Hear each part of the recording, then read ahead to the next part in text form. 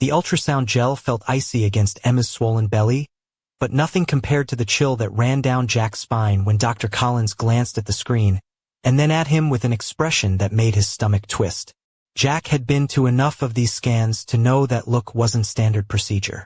Nor was the way Dr. Collins abruptly stopped explaining the measurements and started nervously twisting his pen as if it might snap. "Is everything all right, Doc?" Jack asked, shifting uncomfortably in the stiff plastic chair shoved into the corner of the tiny clinic room. The kind of chair that screamed, "You're just the +1 at your own baby's ultrasound." Dr. Collins looked from Emma to Jack, then back to the monitor. His Adam's apple bobbed like a bobber on a fishing line.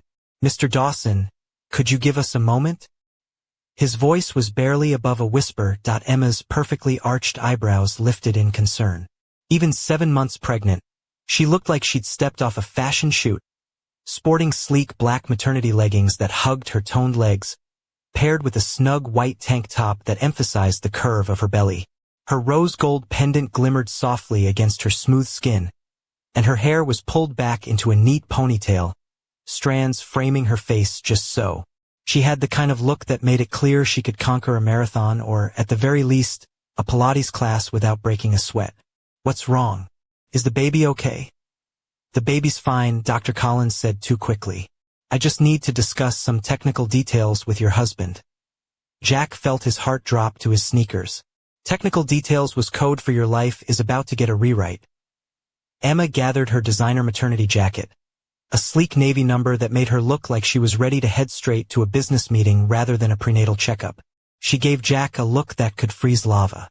"Don't take forever, Jack. I've got Pilates at 4. Of course she did. Emma's personal trainer, Luke, seemed to be coaching her in more than just lunges lately. The door clicked shut behind her, and Dr. Collins finally lost his professional composure, his hands trembling slightly as he turned the monitor toward Jack. "Mr. Dawson, what I'm about to show you will change everything."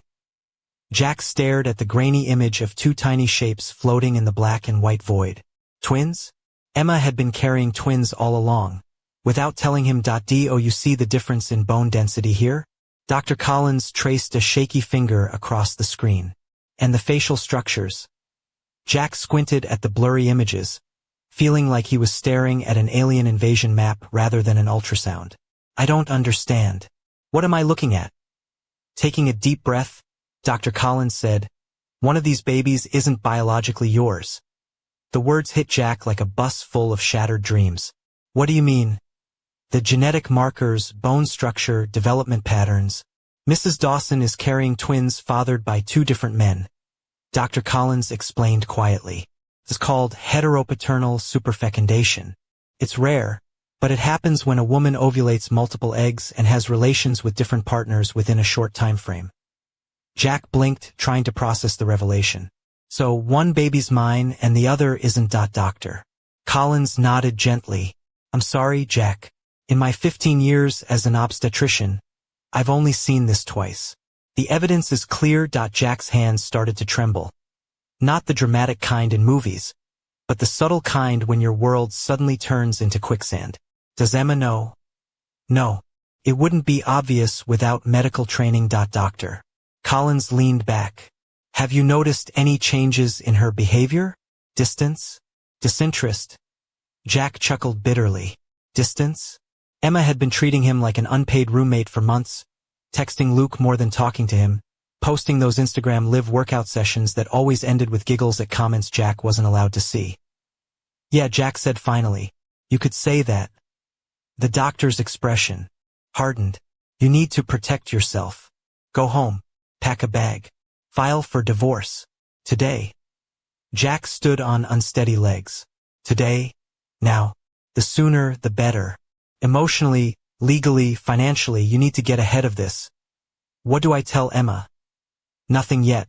Get a lawyer. Get your ducks in a row. Then decide how to confront her." Jack nodded and stepped into the hallway where Emma was leaning against the wall, scrolling through her phone with the kind of focus usually reserved for texting Luke. "Finally," she said without looking up. "What took so long?" "Just some routine questions about the delivery," Jack said, trying to keep his voice steady. "Everything looks good." "Great. Can we go?" I'm late already. They walked to the car in silence. Emma jumped into the passenger seat and immediately returned to her phone, fingers flying over the screen with enthusiasm Jack hadn't seen directed at him in months. Jack's phone buzzed. A message from his best mate, Rick. * beer tonight?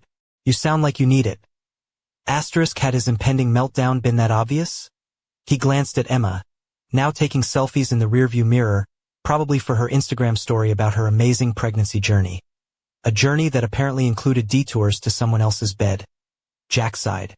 Actually, Rick, I'm gonna skip dinner. Got to sort some things out. Emma didn't even glance up. Whatever. I'll grab something after Pilates. Jack dropped her off at the gym. Watching her walk inside, the curve of her hips snug in those yoga pants, the way Luke, all 6'4" of him with his perfect smile and sculpted physique, was already waiting. Jack felt his chest tighten. His phone buzzed again. This time, a message from Emma's best friend, Sophie. * girl, you're glowing. Luke's got you looking amazing. * not meant for Jack. Meant for Emma. Somehow, it had come to him instead. Jack sat in the car, staring at the screen, feeling the cold lump in his chest grow heavier. The perfect suburban house with its white picket fence suddenly felt like a stage set for a tragedy he hadn't realized he was starring in. He opened Emma's laptop. Left unlocked, careless or confident. Her emails were full of fitness brand deals and workout schedules, but hidden in a personal folder was a conversation with someone named Luke. * can't wait for our private session tomorrow. Jack's working late again. I'll take good care of you, all of you. He has no idea. Sometimes I feel bad. But then I remember how boring he's gotten. Don't feel bad. You deserve someone who appreciates you. When this is over, we'll be together for real. Just need to figure out the timing. * months of messages. This was no fling, it was a plan. His phone rang. Emma. * hey babe. Left my laptop open. Can you close it? Don't want the screen to burn out. Also, I'll be late tonight. Luke wants to go over some new routines. * Jack swallowed hard. Sure, no problem. Have fun with your routines, Emma said, voice light. Jack hung up and did what Dr. Collins advised. He packed a bag. Jack sat alone in Rick's dimly lit pub, the kind of place where the beer was always cold. The jukebox played sad country ballads, and nobody asked questions they didn't want answered. 2 hours and 3 whiskeys in, he still clutched the printed messages from Emma's laptop like a lifeline. You look like someone ran over your dog, Rick said, sliding into the booth across from him with a knowing glance. Worse, Jack muttered. Jessica's cheating on me with her trainer. And she's carrying his baby. Well, one of them. The other might be mine. Rick blinked slowly, processing the revelation like it was a particularly nasty math problem. Wait, twins? Different dads? Come again? Jack slid the printouts across the table, the pages fluttering like unwanted confessions. Apparently, Mrs. Dawson's been busier than I thought. Rick scanned the messages, his brow darkening. How long has this been going on? Jack shrugged, swallowing the burn of the whiskey. Months, maybe longer. She's been documenting everything. Texts, emails, even photos. And Luke's training methods. Let's just say they're hands-on. Rick shook his head. So what now? What's the plan? Dr. Collins told me to get a lawyer and file for divorce. Today. Today? His OBGYN's giving you legal advice now. Jack chuckled bitterly. The ultrasound revealed the truth. They can tell from the genetic markers. It's called hetero-whatever superfecundation. Fancy word for your wife's a cheat. Rick raised an eyebrow. Sounds like you've got a slam dunk case. Jack nodded. Yeah, but it's more than that. I should have seen the signs, the late-night sessions, the way she treats me like furniture, the Instagram posts about her amazing trainer.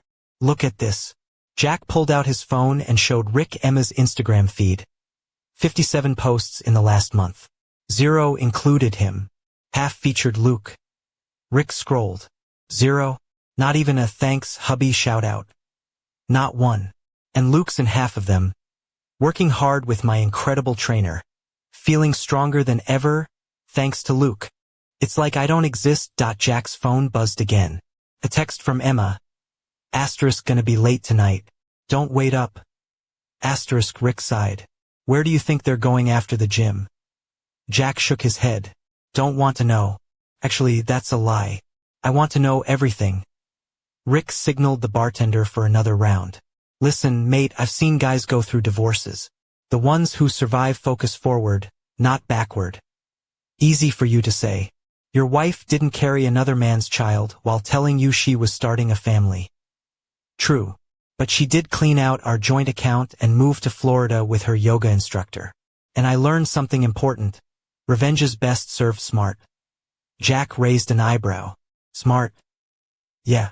You've got evidence, documentation, proof.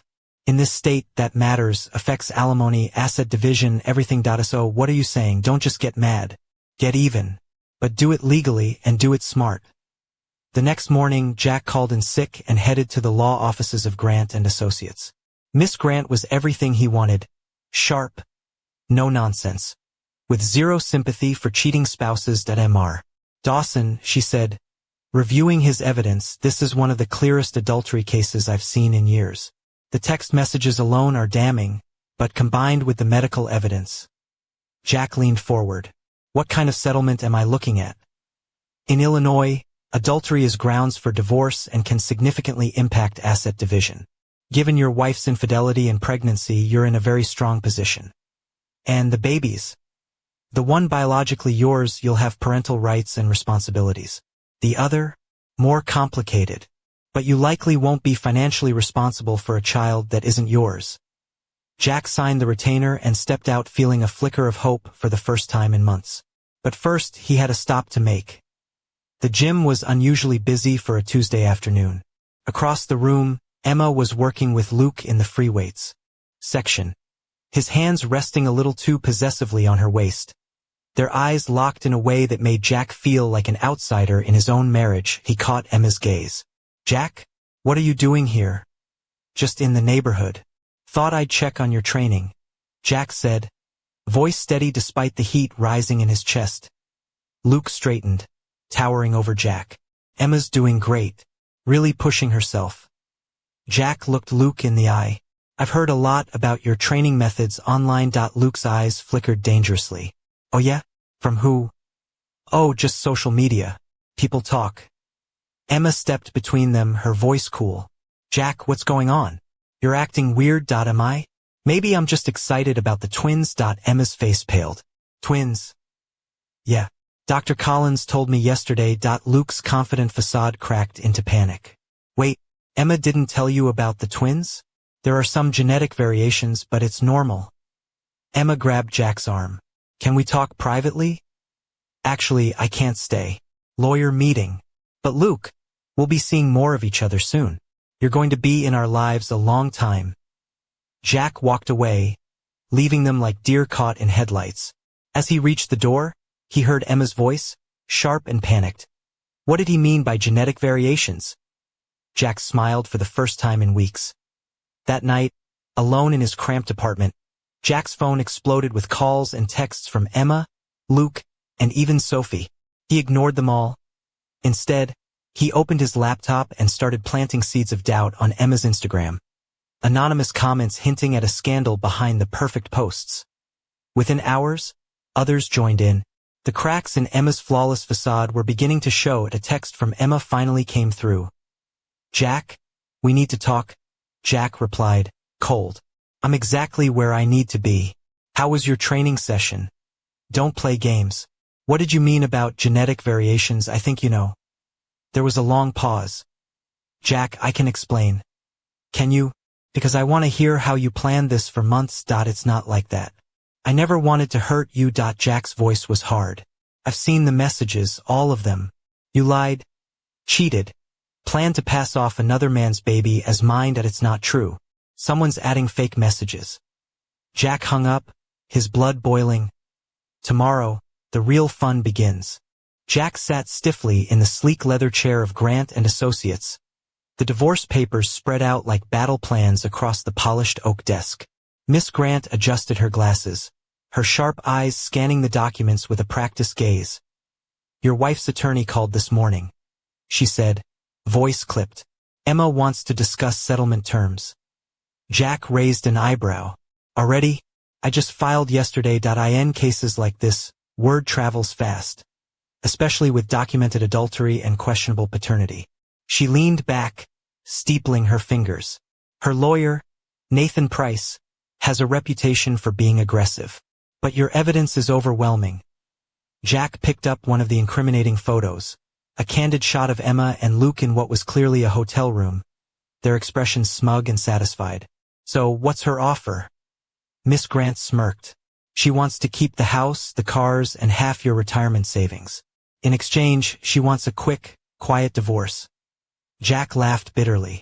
A quiet divorce after months of public betrayal? Not a chance. His phone buzzed. A text from an unknown number. Asterisk, this is Luke. We need to talk. Asterisk, he showed Miss Grant. The boyfriend wants a chat. Don't respond yet. She warned. Let's see what they're really willing to offer first. That afternoon, Jack drove past their suburban home. Emma's car was in the driveway, alongside Luke's flashy yellow Camaro and two other unfamiliar vehicles. Across the street, Jack parked and watched as Emma, Luke, and a small entourage gathered on the lawn. Her best friend Sophie, her sister Claire, and two yoga classmates. They gestured wildly, their body language screaming damage control. Jack pulled out his phone and started recording. Whatever they were planning, he wanted proof. Later, he called Rick. How's the divorce going? Emma's lawyering up. Wants to keep everything and make you disappear quietly. What did you tell her? Nothing yet. But I've got an idea. You still have contacts at Channel 7. Yeah. Why? Because the public deserves to know when their fitness idols live double lives. Jack hesitated. That's playing with fire. Good. I'm tired of being the only one who gets burned. The next morning, Jack woke to 17 missed calls and 43 texts. Something had exploded overnight. Checking Emma's Instagram, he found her latest post. A photo of her in sleek workout gear, caption staying strong through difficult times, riddled with comments dripping with suspicion and scorn. Scrolling through, Jack found the source. A user named Truthseeker had posted screenshots of private messages far more explicit than any Jack had seen. Asterisk, can't wait to leave Jack and start our real life together. The baby's definitely mine. He's so pathetic. Asterisk, Jack stared, stunned. These weren't from Emma's laptop. Someone else had access and their own agenda. His phone rang. Emma, sobbing. Jack, please help me. Someone's leaking private messages. Sponsors are dropping me. Why should I help you? Jack snapped. Because this affects you too. If it goes public, everyone will know everything. Jack was silent. She was right. A scandal this big would drag him down too. Who do you think leaked the messages? I don't know. But some screenshots are fake. Someone's making it worse. Jack hung up and called Miss Grant. Have you seen the social media fallout? Every reporter in town is calling. This is about to go national. Good or bad? Depends on how we play it. Position you as the wronged husband, the victim. It could work in your favor. That evening at Rick's pub, the place buzzed with gossip and curious glances. You're famous now, Rick said, sliding a beer across. Channel 7 ran a story. No names, but everyone knows. Did they try to get Emma's side? She's silent. Sponsors are jumping ship. Fitness brands hate scandal. Jack sipped his beer, overwhelmed. Tell me the truth. Did you leak those messages? Rick asked. Jack shook his head. No, I've been behind this bar since dawn. No time for a social media war. Then who? Before Jack could answer, his phone buzzed. A message from Luke. Asterisk, meet me at the gym. 1 hour. Come alone. Asterisk, this time Jack replied, on my way. The gym was dark and quiet when Jack arrived. The front door unlocked, he found Luke pacing like a caged animal. You did this, Luke accused as soon as he saw Jack. You destroyed Emma's career. I didn't post the messages, Jack said calmly. But I'm not sorry someone did. She's lost everything. Luke's hands shook. You don't understand. We love each other. Jack looked him over, the bags under his eyes, the nervous twitch. You love her Instagram account more than her. And she loves the attention you give her. Luke stepped closer. You think you've won? This isn't over. Jack met his gaze. Actually, Luke, it is. Emma's career is finished. Your reputation's shot. And I'm about to be a very wealthy single man. Just then, the front door opened. Emma appeared, disheveled, hair unwashed, eyes swollen from crying, wearing the same clothes for days. Luke, don't, she said firmly. It's not worth it. Jack looked at the two of them. Two people who thought they were clever, undone by a jealous friend with a smartphone. Emma, Jack said quietly. You deserve this. That he turned to leave, but Emma's voice stopped him. Jack, wait. I'm sorry. Truly sorry. Maybe we can work things out. For the babies. Jack shook his head. One of those babies isn't mine. I'm done pretending. Emma's eyes filled again. What if I end things with Luke? What if we try? Jack looked at the woman he'd loved for 5 years, who'd shared his bed and dreams but felt nothing for him now. It's too late. Jack left them standing in the empty gym and drove back to his apartment. Tomorrow, Miss Grant would file the final paperwork. But as he lay in bed that night, Jack couldn't shake the feeling the real drama was just beginning. Jack sat at his desk, the glow of his computer screen reflecting the chaos that had invaded his life. The scandal had gone national. Every headline screaming about the fitness influencer's twin pregnancy fiasco. His coworker, Dave, nudged him with a grin, holding up his phone. Mate, isn't this your ex? Twin pregnancy scandal rocks social media. Jack forced a laugh. Soon-to-be ex Dave scrolled through the article. Lost 20,000 followers, sponsors dropping like flies. Brutal. Jack tried to feel sympathy for Emma, but the words from those damning messages echoed in his mind. Asterisk, he's so boring. Can't wait to be with Luke for real. Asterisk, his phone buzzed. Miss Grant. Asterisk, need to see you ASAP. Emma's lawyer wants to settle. Asterisk, Jack left work early and drove to the law office where Miss Grant awaited, papers in hand and a grim expression. Emma wants to settle immediately, she said. She'll give you the house, both cars, 70% of joint assets. Jack raised an eyebrow. That's generous. There's a catch. Non-disclosure agreement. No interviews, no social media posts. A gag order. Jack laughed bitterly. She's worried I'll write a tell-all. The story's growing. Entertainment Tonight, People magazine, they're calling. Jack pondered. The offer was good, maybe too good. What do you think? Take it. It's quick and clean. But remember, she wrecked the marriage, humiliated you, and tried to pass off another man's baby as yours. If you want to make her sweat longer, I won't stop you. That evening, Jack met Rick at the pub, the place packed with curious onlookers. .3 reporters asked about you today. Rick said, pouring whiskey.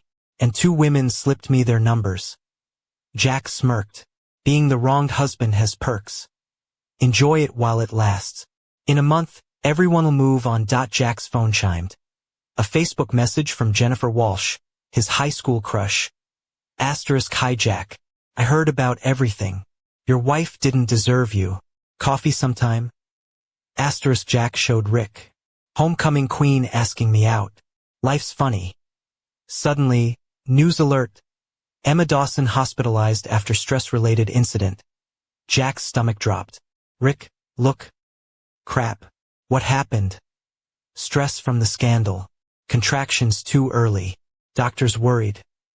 Rick nodded. You going? Jack hesitated. I should point. 20 minutes later, Jack walked through the hospital corridors, passing worried family members and flashing cameras. He found Luke slumped in the waiting room, aged beyond his years. How is she? Jack asked. Stable but fragile. Mentally broken. Where's her friends? Most have distanced themselves. Sophie's the one who leaked the messages. Emma won't see her. A doctor appeared. Are you Mr. Dawson? Soon-to-be ex, Jack corrected. She's been asking for you. Seeing you might calm her. I in the room. Emma looked small and vulnerable. Her usual confident glow replaced by exhaustion and fear. Her hair was matted. Her eyes red from tears. Jack, she whispered, reaching for his hand. I didn't think you'd come. How are you feeling? like my life's over. I've lost everything. Career, friends, you, and maybe the babies. Jack squeezed her hand. They'll be fine. Are you sure? How will I support them? I made a huge mistake. Jack looked at the woman who had been his world. Part of him wanted to comfort her. Another part remembered the betrayal. Some things can't be fixed, Emma. She nodded, tears streaming. What happens now? You sign the papers. Take the settlement. We figure out custody for the one that's mine. Emma closed her eyes. I never meant for this to go so far. It was supposed to be excitement. Something different. Sounds like you wanted your cake and to eat it too. Emma looked away. Maybe I did. A nurse entered. She needs rest. Stress isn't good for the babies. As Jack stood. Emma grabbed his hand. Wait, I need to tell you something. I love you. I never stopped. He looked down, feeling the cracks inside his heart grow. If you loved me, you wouldn't have done this. Jack left the room, stepping into the hospital parking lot where Luke waited nervously. How is she? She'll survive. So will the babies. Luke looked down. I never meant for any of this to happen. Jack smirked bitterly. You mean you never meant to get caught? Back in his apartment, Jack stared at his phone. Dozens of missed calls and texts from reporters.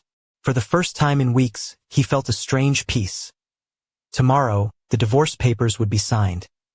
But deep down, Jack knew this was only the calm before the storm. The phone on Jack's cluttered desk buzzed sharply, an unknown number lighting up the screen. He answered, voice tight. Jack Dawson. Jack, this is Dr. Collins. Emma's in labor. You need to get to Mercy General. Jack blinked, swallowing the knot in his throat. But she's only 34 weeks. Premature labor isn't uncommon in high-stress pregnancies. I know things are complicated, but one of these babies is yours. You should be here. Jack grabbed his keys, the drive to the hospital feeling surreal, as though he were walking into someone else's life. The maternity ward was chaos. Nurses rushing, monitors beeping. Luke paced anxiously, his tall frame tense with worry.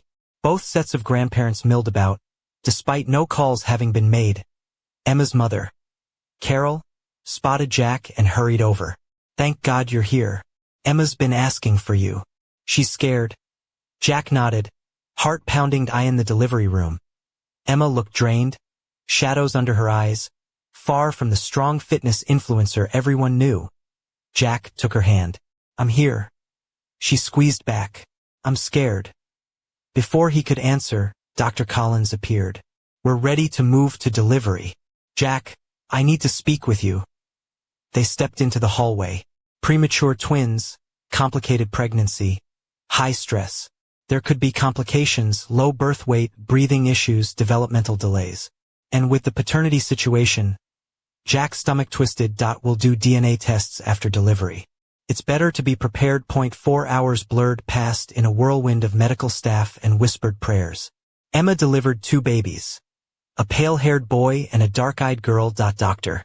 Collins emerged, eyes tired but relieved. Both stable. The boy looks like yours. The girl, probably not.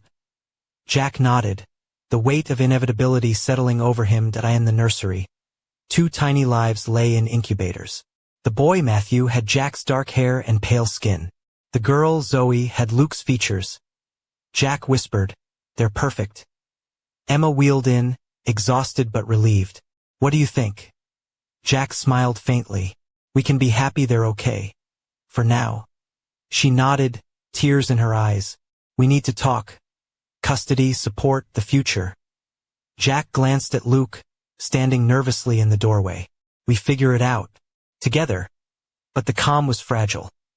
The next day, armed with a DNA test kit and legal counsel, Jack faced the reality of dividing parenthood.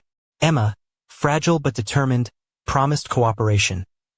Luke wanted involvement with Zoe, ready to claim his place as a father.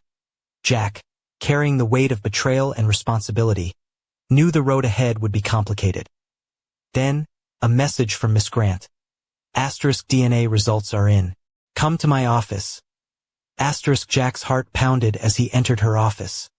The tests confirm what we suspected. Matthew is yours. Zoe is not. Jack exhaled, sinking into the chair. So what now? Custody agreements. You'll have joint custody of Matthew, with Emma as primary caretaker initially due to breastfeeding. You'll pay child support proportional to your income. No legal or financial responsibility for Zoe.